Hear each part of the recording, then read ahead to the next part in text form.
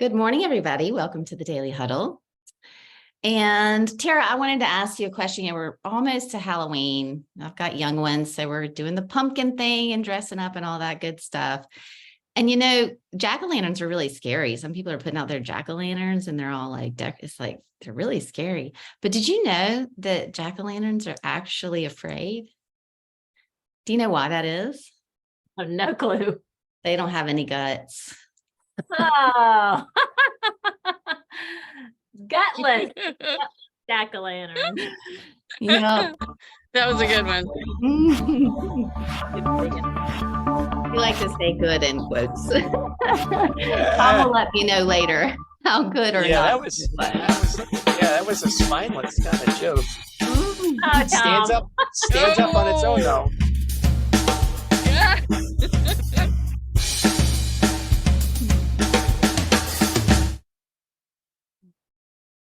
Good morning, everybody. Welcome to the Daily Huddle on Wednesdays, where my beautiful and talented co-host Tara and I talk about relationships and communication. And today we have a guest, which I'm excited about. But before we dive into that, we're going to get present with a few questions. And I would like to start with Sorrel. Well, good morning, Catherine. Good morning. How are you today? And what are you grateful for? I am peaceful, rested, and energetic. And I'm grateful for my mom and dad. I love that. I love that. Thank you. I'm gonna pull some of that peacefulness for myself. Mary, I would like to know, where are you? Michelle. I said Mary. I knew that wasn't right. Michelle, I'm so sorry. Project 24/7. Michelle, she's looking at me like, go ahead, Mary. Yeah, Michelle. And now I completely forgot the question because I have memory problems. Where are you? Where are you right am now? I? Yeah. I am here. I am right here. I am present, the only place I can be. Yes. Thank you. Thank you. And Tom, last one's for you. I would like to know, what time is it and who are you going to hug today? Well, Catherine, I am heading to work, and that helps me understand the time is now because I'm on with you all, which is way better than heading to work. And I'm going to hug. Well, I actually already hugged him. I took my son to school. Charlie, gave him a hug. So always special to go to school. Thank you, Tom. Thank you. So good to get us present here and now, knowing that we have the next few minutes together to dive into this topic. And I'm going to just turn it right over to you, Tara, and let you take us away. Oh, thank you so much. I am delighted about our guest today, Jayne Ellspermann. We are going to talk about the future of education and what our commitment is to that. But before I do, I want to tell you a little bit about Jayne and how we met each other, which is kind of a really fun story. So let me tell you a little bit about Jayne Ellspermann. She has served over 40 years in education. For 25 of those years, she was a school principal at the elementary, middle, and high school level. In 2015, she was recognized as the National Association of Secondary School Principals National Principal of the Year. And as someone myself who has worked in education for many, many years on the service side of it, the NASSP, National Association of Secondary School Principals organization, is the most widely recognized, really most prestigious organization within education. And so she was named Principal of the Year in 2015. And then in 2016 and 17, she served as the president of that organization. So she is certainly well thought of by her peers and colleagues. Her passion for creating positive learning and working environments for educators and students has led her to open a consulting company that works with schools and school districts to support creative ways to enhance school achievement. Her national footprint of successful schools and districts is changing the landscape of education. She is helping schools make significant and dramatic improvement in student achievement, high school graduation, and teacher recruitment and retention. She is co-author of the book, The Fundamental Five Revisited, author of countless articles on school leadership, and a contributor to many books on school transformation. Also, if you haven't, please check out her TED Talk, where she provides communities a starting point for conversations on education. Welcome, Jayne. We're so happy to have you here. Glad to be here.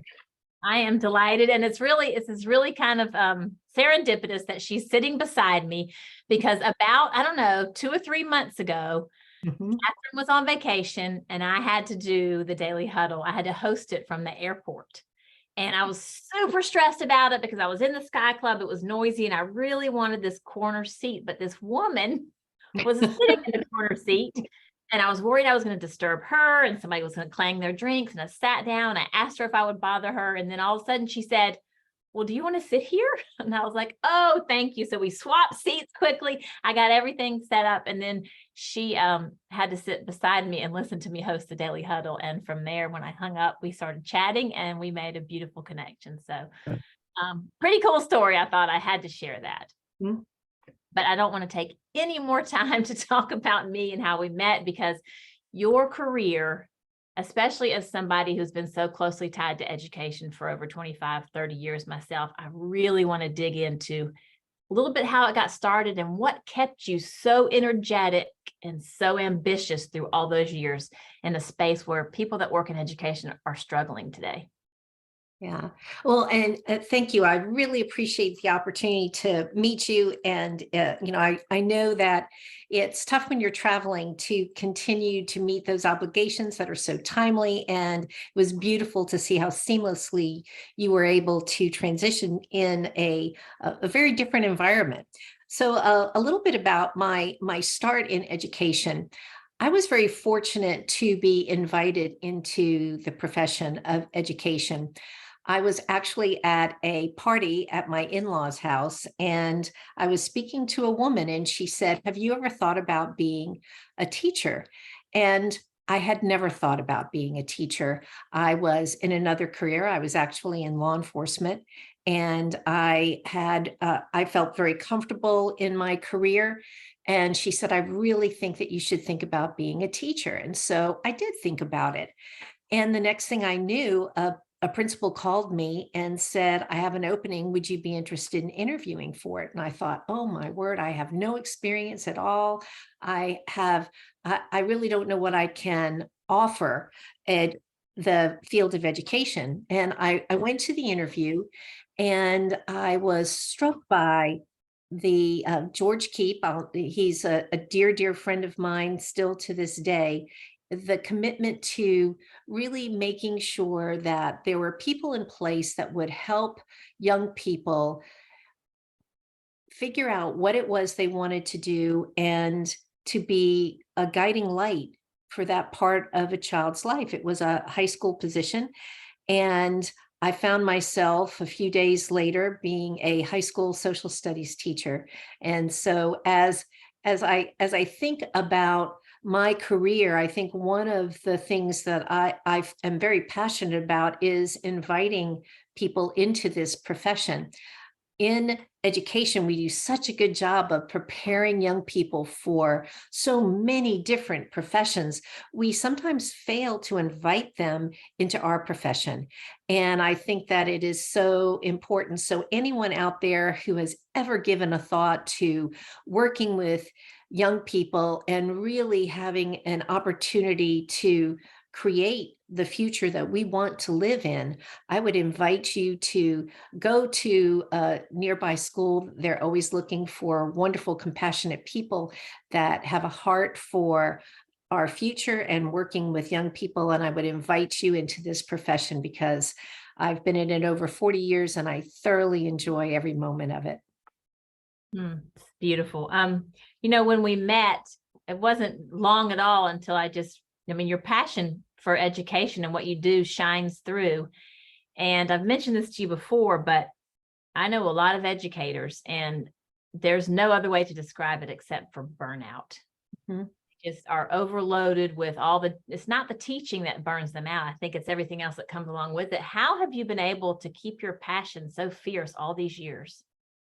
Well, I think that it is about my enthusiasm for the work that we do. I really am committed. I have a very strong vision, and it has carried me for years, as well as it's the vision for my consulting company, and that is every child deserves the opportunity to attend a high-performing school. And my drive to create positive work environments for the children as well as the adults in the building really drive me to every day want to do this work. Teaching is hard. It's so very different from other professions, because in most other professions, you might have some minimal planning on the front end, and then you do the work that you do, and then there may be some reporting or some type of documentation. But in teaching, you have to not just plan, but you always have to be thinking on your feet, because you're working with anywhere from a dozen preschoolers to as many as 35 young adults, all who are coming from different places. And it's very, very difficult work. And when you add on top of that requirements that are there for the safety of the children, the safety of you, the opportunity for children to be successful, it puts a lot of pressure on individuals. And because I work with leaders, I really look for opportunities to help leaders lift some of the burden from teachers, because I think that sometimes we forget that we want them to really focus on how can they help students be successful. Interesting. I think I spend more time in corporations today than I do in schools. And something I always pick up on is leaders are asking the people that report to them to learn some kind of new communication skill or help them, improve the culture. And they're in the back of the room on their computers as if they're not part of it. And I think that you just told us they're the key to it. Absolutely. Yeah, leadership matters. It really, really does. And as long as I've been in this profession, a lot of people will say to me, wow, kids these days, they've changed so much. But after being in this profession for 4 decades, I can tell you that children have not changed. The world has changed. Children still want to be loved. They still want to be good at something, and they love succeeding at a challenge. And if we can incorporate that into our classrooms and also make sure that we're creating an atmosphere that the adults that are working in education are also able to have all of those things. They need to feel loved. They need to feel that they're good at what they do, and also the success that comes with the challenges that they have every day. And I think if you can really create a good, positive atmosphere that comes with it, it's all based on relationships and communication, because we have to have relationships in education with the children, with parents, with people in the community, with each other. Relationships are the key component that glues everyone together in education. And I think that communication, making sure that we have clear and concise communication that enables everyone to feel empowered to do what they're responsible for doing, is so key to success in education. That sounds gargantuan. And I guess that's why you have such a long waiting list of people waiting to work with you, because I know that you have process, and I know it's not easy, but it's got to be some really rigorous, rich work. And listening to you talk about how every student and every teacher needs to and deserves to be loved makes me want to ask you about something. I don't want to dust over that comment because it's so simple, and I think it's so critical. My son is in his early 30s, and he lives with a woman who's from Venezuela. And she has an 11-year-old daughter. She's learning English. She's doing quite well. And they're looking for a new home. And Jayne, they have found some great options. And then they look at the school scores. And I want to say to them, go there anyway, be the light. But I I can't imagine, it almost feels like sacrificing their child. So what do you say to a school that has those scores? I mean, Mhm. it might be too big of a question, but give us something. Where do they begin? Because I imagine that there's so many students in those schools that don't know what it feels like to be loved at home. And so they don't know how to even receive it. And it just is disparaging. That's my suspicion. No, I think that we have, as a nation, we have really looked at how can we communicate to our communities something about the performance of the schools, and I believe that the as a consumer, which we all are, we're consumers of education, and we depend on education because that's what provides us with the people that we need in our community to support us and to make good decisions. I think that the first thing that I would do is to tell any young parent to go to the school and see what it feels like, to call the school and listen to the person who answers the phone. Go to the school, see how you're treated when you walk in the door. Are you welcomed?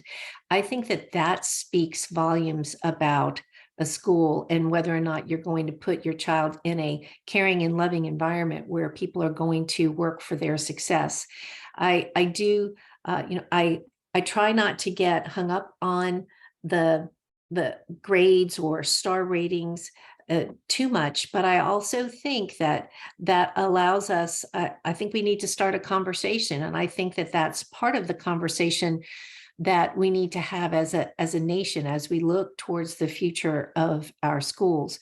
We all want our schools to be successful, and we want our child to be in the most successful school. And I think that there are areas and there are pockets within our communities throughout the country that they have not had the same support, but those children need to have the best opportunity possible. And so I think that you look at the school grade or the school rating, that gives you a piece of information.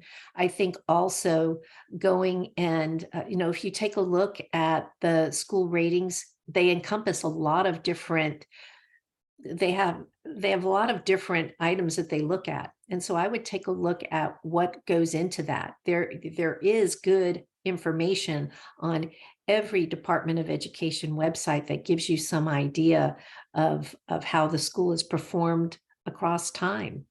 And it's interesting that you said that. I had a conversation with a young parent in the same position that that your son is in, and one of the things that I invited him to do, he said, we live in this neighborhood. The school is not rated very well. I really don't know whether I want my child to go there, but I don't want to move. And so I invited him to go to the school, to get involved in the school. And he had his church community get involved in the school. And the results have been miraculous. They they've breathed life into a school that felt that nobody cared. And now they have been surrounded and embraced by their community.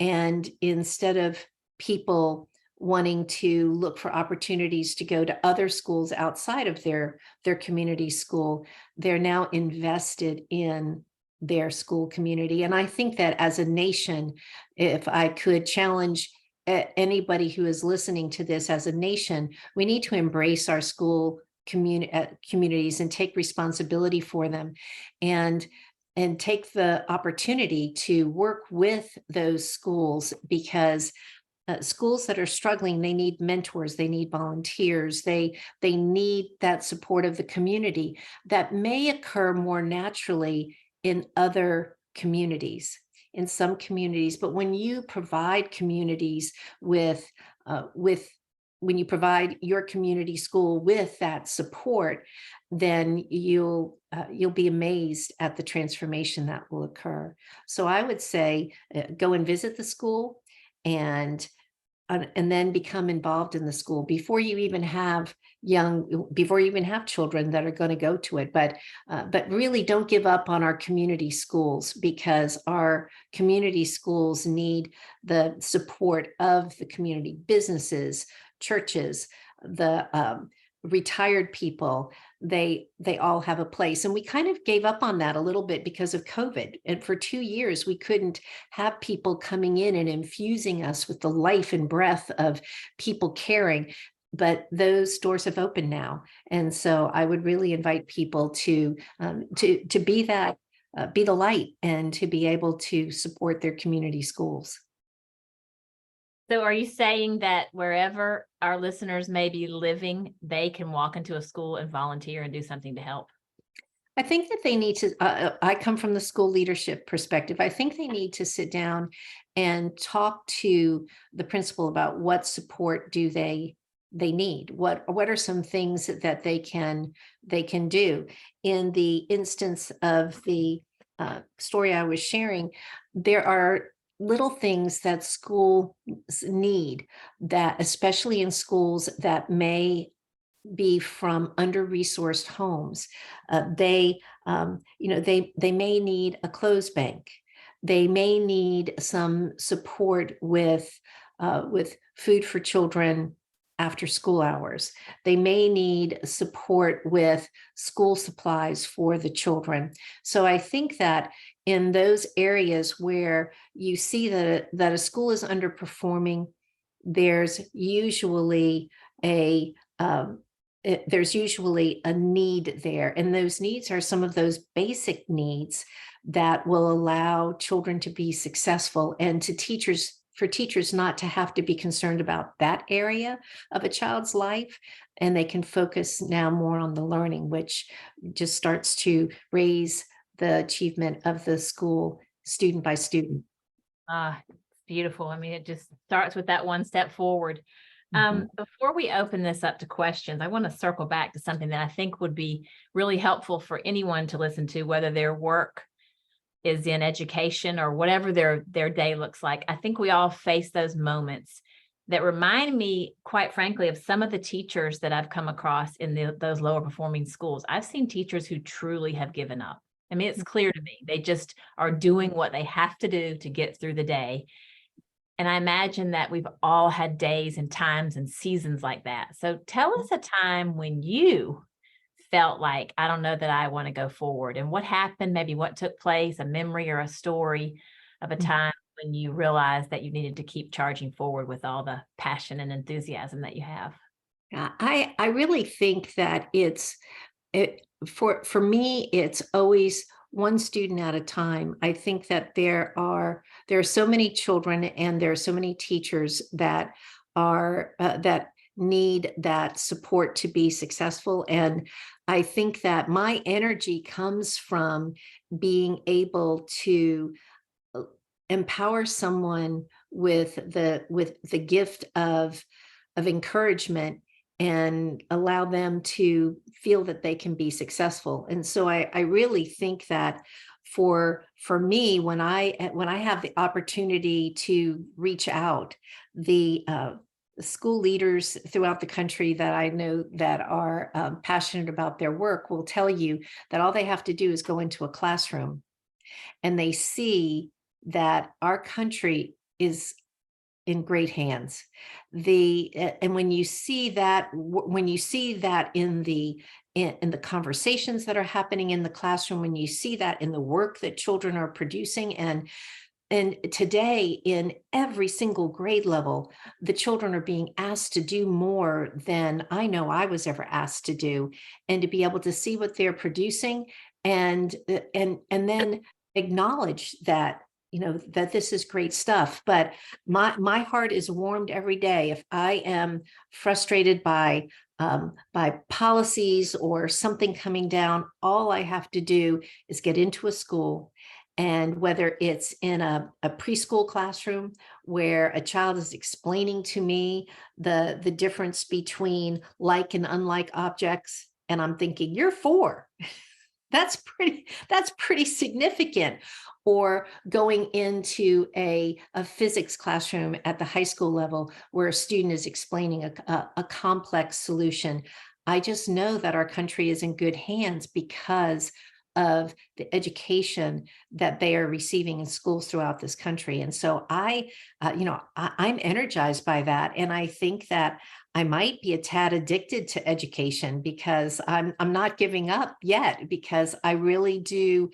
I love to be able to support schools, and I love to support and empower schools. That's really important to me, because when I do work with schools, I'm only there for a brief moment in time, and to be able to see their success. And sometimes it's just reminding them of what they have and how to move forward with what they have. That really helps people appreciate the place that they're in, the people that they're working with, and the community that they're serving. I cannot thank you enough for sharing how you remain inspired. It's inspiring to me. I think of a few careers in this country, education being one, healthcare being another, where we just continue to hear about the struggling, and we are not stopping to shine a light on all the beautiful things and the beautiful success that's going on. My very dear friend and ex-husband is an elementary school principal, and I'm going to make sure he's working right now, but I'm going to make sure he watches this because he certainly has his days. I don't want to hog Jayne, so I would like to open it up to questions and see if anybody has a comment, question, anything they would like to ask or mention to Jayne before we run out of time. Michelle or Mary, whatever works, darling. I'll answer to hey you. No, seriously though. Jayne, something that occurred to me by the way you were talking about additional assistance to the schools. I know like Rotary and Lions clubs and things like that. Those are local businesses that are going to be future employers. This is their potential employee pool. So is that something that you encourage for the schools to reach out to potential employers and educate them in their potential role for improving their pool of future employees? Absolutely. And the good thing about Rotary, Kiwanis, a lot of the service clubs and organizations that local business people belong to, many of them have an education component. Part of their service is dedicated to students and to schools, and they are usually very, very supportive in the community. I think that the challenge is that there are more schools than there are Rotary clubs. And so what ends up happening is that they try to spread their resources around, but it is challenging. But in communities that have robust service organizations, not just them, but local chambers of commerce and those other organizations that bring business people together, you're usually going to find those folks congregated in schools that might be more successful. And I think that taking the opportunity to look for those school communities that may be struggling is the challenge that I would ask them to do, is can you shift some of those resources and attention to some of these schools that are struggling so that they can benefit from those resources as well. Would you see benefit for principals and other administration to reach out one-on-one to local businesses to educate them that this is their potential pool of employees and ask for their help one-on-one? Absolutely, absolutely. And I would say, as a rule, many school leaders belong to Rotary or Kiwanis. They are involved in their community. And I think that I would continue to encourage my peers, school leaders, to become involved in their business community, because when businesses see the opportunity that they have, and all of us, the whole community, you can design the future of your community based on how you support your schools. And I think that when people realize that, then beautiful things happen in communities. Thank you. Thank you. Very, really tactical, empowering information. Tom, I know we're short on time, but I still want to take the time to hear what you might want to ask. Well, thank you, Jane. Good morning. Most of my family, older generations, have been school teachers, so I love to hear, just where people come from and what drives them, because it's just really inspiring. So thank you. Question for you: as I think about parents in schools, I've seen this a little bit just personally, and I know a lot of my friends see it as well. Like, barriers to parental involvement can be any form of, volunteering or just maintenance and buildings and grounds and things like that. In your consulting, have you come across, I'm just curious if you've got some thoughts about when you see barriers, parents that want to be more involved, and how to remove those barriers. Two things that I think of. Number one is during COVID, for the 2 years of COVID, it really put a strain on schools and education and communities as a whole. And for quite a bit of time after that, communities who wanted to support their schools still had to stay at an arm's length, parents included. And I think that bringing those people back, because when that happened, some parents were estranged from schools, but it drove some people to volunteer in other areas. And now we've got to let them know that our schools are open and we do need your support. I also recognize that there is, depending on the type of school, if it's a public school, sometimes I've had well-meaning parents want to build a dugout for my baseball team, but because it is on public school grounds, there are rules that we have to follow, and we have to have licensed contractors and things like that. And sometimes something as simple as a heartfelt desire to support the school in a particular area may be met with the bureaucracy that we have to live in public school. And I would say to those people, don't be disheartened, but let's look for another opportunity for you to serve your school community, whether it's maintenance or grounds or whatever it is. I know that schools that I work with, having parents come in and do a beautification day with students as well is a great way to build community. And so there are lots of opportunities. And I think that it's important to open up. And I'm going to go back to the whole heart of this conversation that you have every Wednesday.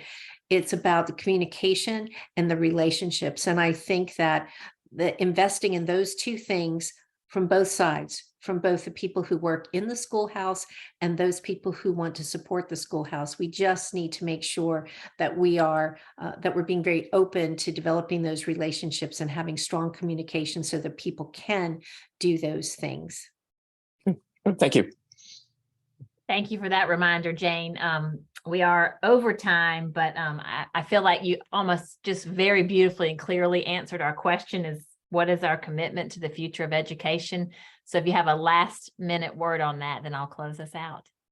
I would say to everyone, number one, look for an opportunity. If you would like to become an educator, we need good people in our schools. I would invite everyone. I would invite you to have your children consider becoming an educator, because it is such a vital part of ensuring the future of not just our communities, but our nation and the world as a whole. So please get involved in your schools, love your schools, and do what you can to support those people who are working in the schools, and maybe start by becoming one of those people. Thank you. Thank you so much. It has absolutely been our honor to have you here. I am going to close us out with our 7 tenets, and how perfect is it that we start with love, because there are a lot of comments in the chat about appreciating that you mentioned that we all need love. So remember to go out today with the spirit of love. Remember to give of your heart and your talents and your time. And remember to laugh. Don't take life too seriously. Let your head go back. Let those endorphins fly. And that will help you to stress less to get more sleep, to eat mostly plants, and remember to move the body that the good Lord gave you. We will see you all next time on the Daily Huddle. Thank you. so much. Thank you, Jane. Thank you. All right. Thank you so much. Thank you so much, Jane. Thank you, Tara. Thank you, family. Thank you, everybody. Have a super sparkly day. Hey, you too. One Yeah. love, guys. One love. One love. Love, Rashida. One love, guys. Have a